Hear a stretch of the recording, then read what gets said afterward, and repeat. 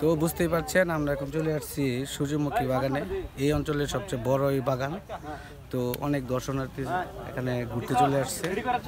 তো এটার লোকেশন হচ্ছে বর্মি বাজার থেকে একটু ভিতরে। এই জায়গার লোকেশনটা কি?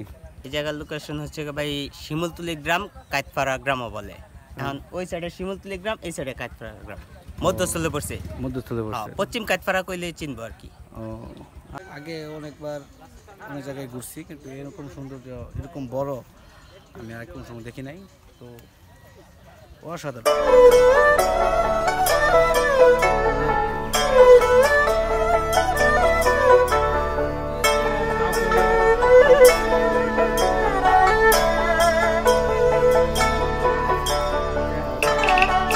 বাগানটা দেখতে খুবই সুন্দর। তোমার কাছে কিরকম লাগছে? ঘুরে খুব মজা পাইছি।